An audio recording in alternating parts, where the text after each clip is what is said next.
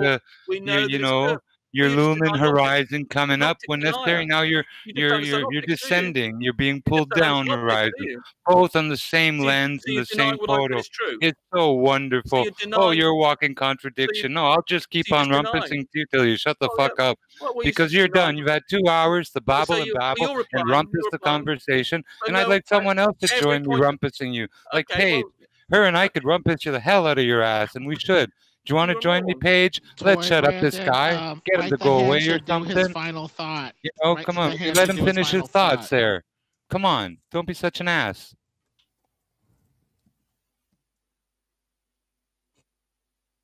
Is the show over yet? Yeah, you guys started arguing, and I just said, "Fuck it, I'll do my final thoughts on air." So I did mine, and that was it. Yeah, he wrapped up the rumpus. Oh shoot! Nice. But Yo, what's going on? For years, rumpus. Everybody, yo.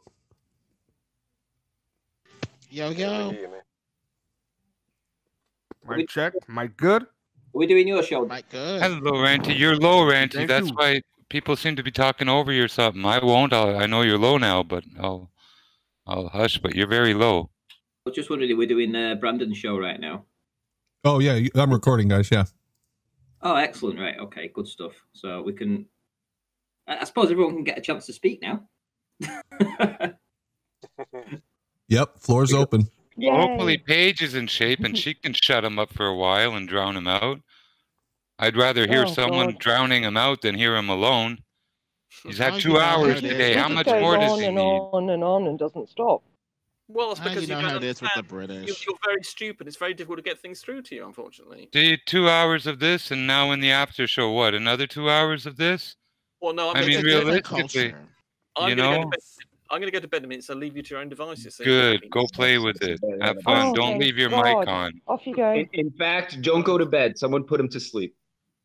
It's just a different culture. You know, the British, they're very class conscious. They talk down to you if they feel like you're from a different social strata. It is what it is. That's why we had to escape that stuff in, 1600s or whatever when we emigrated over here. Yeah, run away to a different country to get away from them. Hell yeah. I mean, we got our class consciousness too, but we'll still talk to you for cripe's sakes. I mean, like Donald Trump, that is our elitist. You know, a guy like Donald Trump will have a burger with you, not some Englishman sneering and looking down his nose at you. Hey, Rumpus, did you go to one of those boarding schools by any chance? Those high-end boarding schools? I have been accused of doing that, and I'm not going to say. I figured it. Yeah, you sound I bet like you went to an all-boys one. What would they call that? Posh in England? Posh? Did you go to an all-boys one? You know what's twice as funny is I went to one, and I'm not scared to admit it. Well, no way, bro. You're the coolest dude. Yeah, you no. Can't even put a sentence together, Glenn. You keep on using these and them incorrectly. You can't form a fully functional sentence. Who cares what grammar Nazi you've been brought up? Well, there you are. So you just don't care. That's why you. No, this is why I don't care. No, I don't care about that because English. No, listen, English is my hobby. You don't even care about your own job, where you have to work out wattage. You don't even know what power is, even though you claim that you. Are you mad? You can't even tell us what it is. Are you mad? You got it completely wrong, Glenn. Don't try and. Well, how can anybody tell that? No one believes you, Rumpus, because you couldn't tell what it was.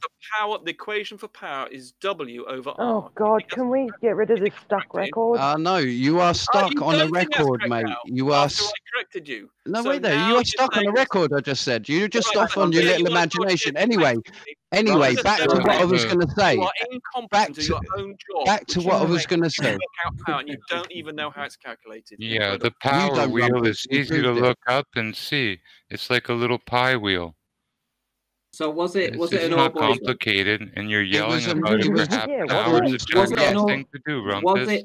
It's a mature child. Teachers. Was it an all-boys school? That's the only thing I'm interested in. My first slept in a dormitory with all other boys. He was guaranteed all-boys school. Mine was a Navy school. He cut the rope off the soap on a rope so he could drop it. So he had to, oh, I dropped the soap. I dropped the soap again. Good one, Jimbo.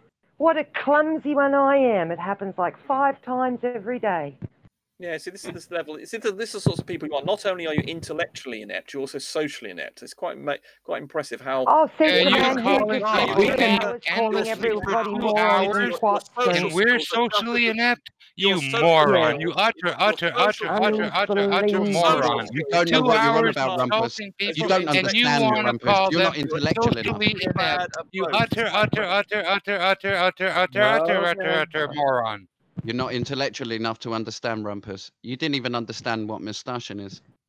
I did. I knew all about it. No, you didn't. He Rubbish. knows You what made it up. a I have mustache. studied this for you. In fact, Gleam, I've actually Rubbish. done No, you haven't. emulations Bollocks. of barrel distortion and Bollocks. moustache distortion Don't believe you. in Mathematica. Yeah, well, Don't you don't believe you. Well, you're a Yeah, moron. don't Yeah, I believe mean, you. He walks around with a filthy Sanchez. You couldn't do it He's got because great you don't even know social what skills. power is, even though that's what you claimed you spend your time doing. Which is quite impressive. Absolute nonsense. Because you can't explain it now, can you? I can. Do you want me to give you the formula for power?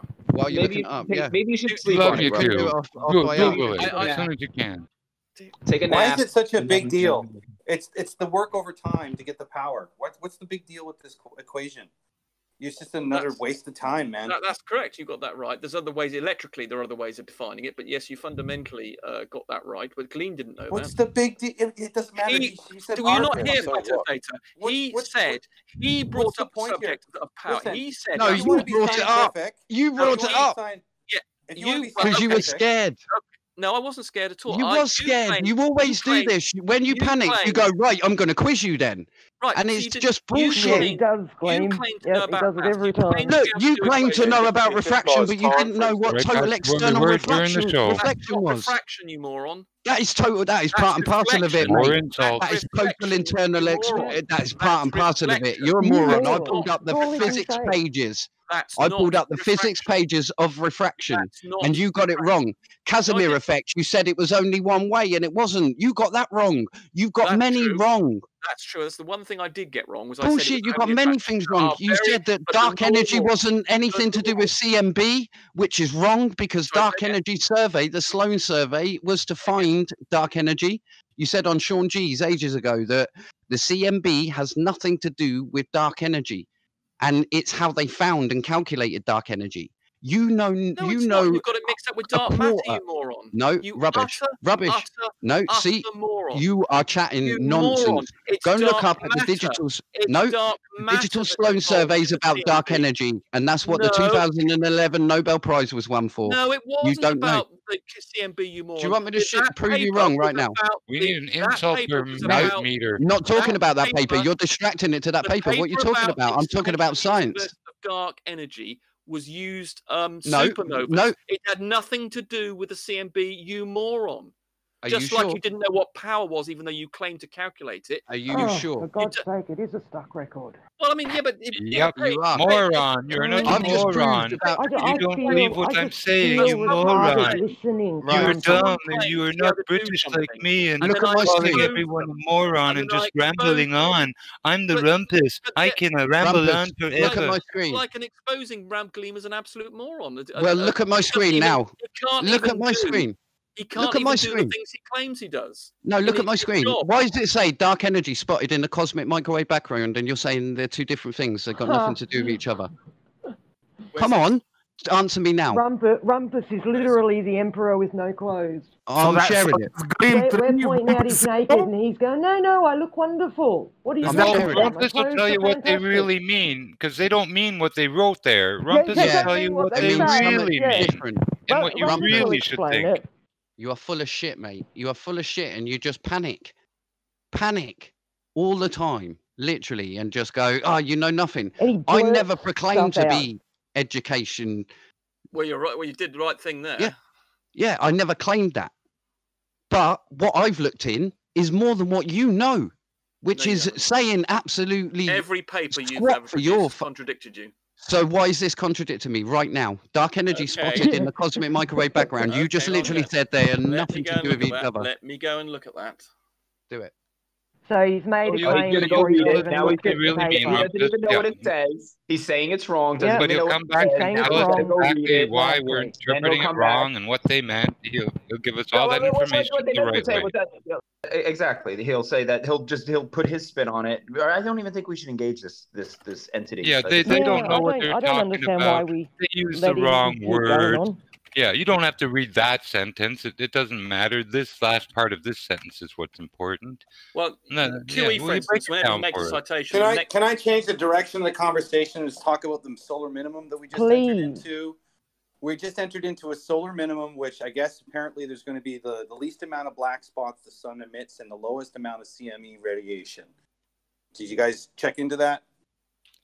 I know it's bullshit, so no. So yeah, I it's think a it's just going to be another day of 25-year sun. cycle. It's been documented. It's through pattern-based study that we're just coming out of a 24th cycle, entering a 25th year cycle. Okay, so every 25 years it goes cycle, solar minimum, solar maximum, right? So now we're into the 25th cycle of it, according to the first time when they started documenting it, and according to past history, we have the lowest CME radiation, which basically means you don't have these pulsating radio waves hitting the Earth from the sun, right? That's what Okay. they're saying. In So short, what does it all mean? Hold on.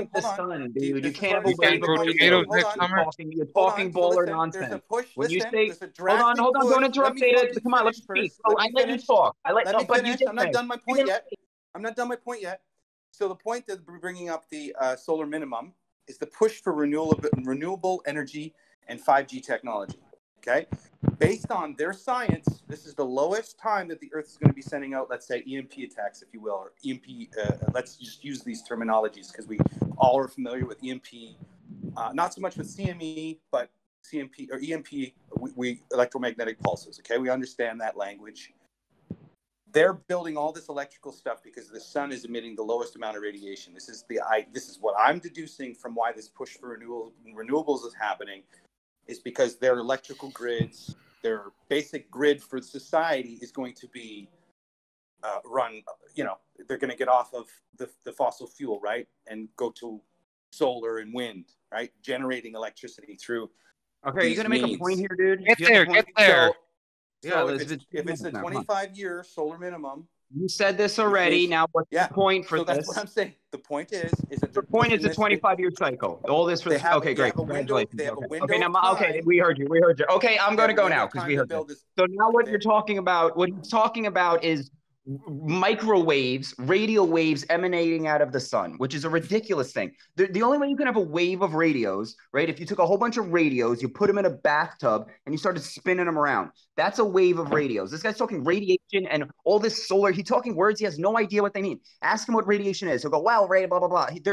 These are what these people do. They're just babbling on about words that they have no idea what it means just because they want to sound sophisticated. Flat Earth Data loves to sound like 1.125. He said, because that's his identifying himself. So with focus on the argument, bro. What you're doing is you're trying to strawman the crystal ball idea, my friend. Come on. We let you ramble, Data. So the sun rises. We let you ramble. Let me speak. But let me speak. No, you talk for 77 seconds. Nobody interrupted you. I talk 15 seconds. You start chiming in. That's your problem. This is why I don't like you. You talk about bullshit and then you interrupt people constantly. I think you're fake as fuck.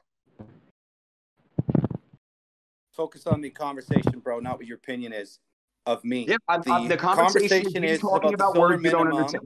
What's solar minimum? Solar minimum. You're crystal balling about everything happening because of this solar minimum. They're attacking energy, this and that. And that's your crystal balling. A rooster crows in the morning. Does that cause the sun to rise? No. He's not going to tell you what the solar minimum is. Is it a sunrise? It's crystal balling anyway. He's saying he knows that they're doing this because of that. Ridiculous. He's a rumpus. He's another one that needs to get kicked out of the fucking conversation because he brings it nowhere. He brings it to the same bullshit every time. Watch, he's going to bring it to the fucking 1.2111 thing. Watch. So if you look at what the solar minimum is, it's the less solar flares, less coronal mass. You said that before. You're repeating yourself. Okay. So what I'm saying, I'm changing the conversation to talk about something that's happened in our lifetime, which is documented in history, which is the pattern of the sun.